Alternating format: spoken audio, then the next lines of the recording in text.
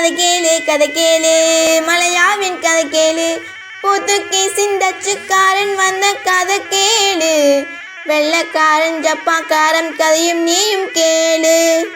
பரமேஸ்வரன் ஆண்ட மலாக்கா மண்ணை 1511 கைப்பற்றினானா போர்த்துகீசிய. ஆமா, மலாக்கா நீரிணையில் மலாக்கா மாநகரின் அமைப்பை பார்த்து வாயில் எச்சி ஒழுக படையெடுத்து வந்தான் டச்சு. எப்போது? அட 1641 தான். அப்படியா சங்கதி? பிறகென்ன, ஸ்வர்ண பூமி மலாயா பிரிட்டிஷ் கண்ணையும் பறித்தது. விடுவானா? 1824 பிரிட்டிஷ் மலாயாவை கைப்பற்றினார். ஐயோ, அடுத்து வந்தவன் யார் தெரியுமோ? சொன்னாதானே தெரியும்.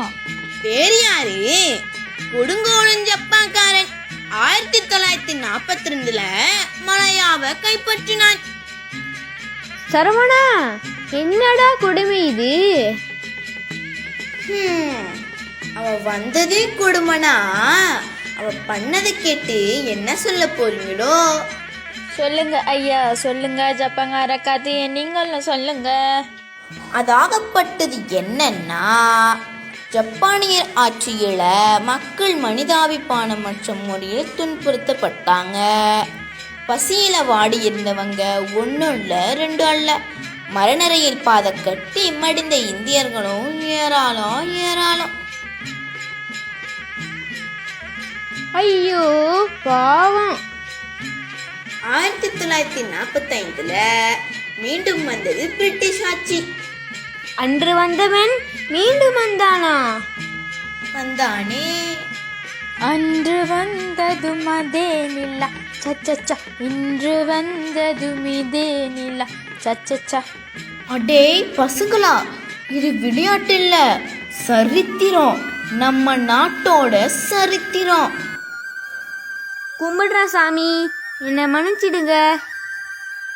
1945 நாட்டுக்கு வந்த பிரிட்டிஷை எதிர்த்து குரல் கொடுக்க இளைஞர் சமுதாயம் ஒன்று திரண்டு வந்தது.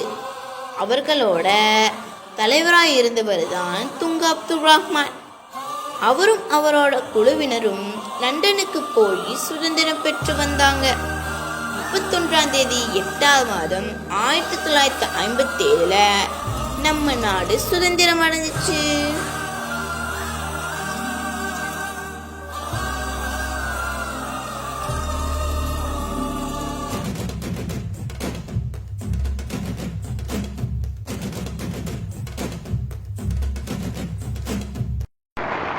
Merdeka! Merdeka!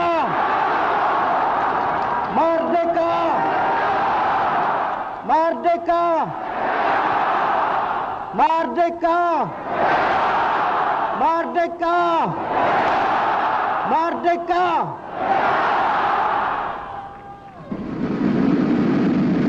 Tibalah saat yang bersejarah.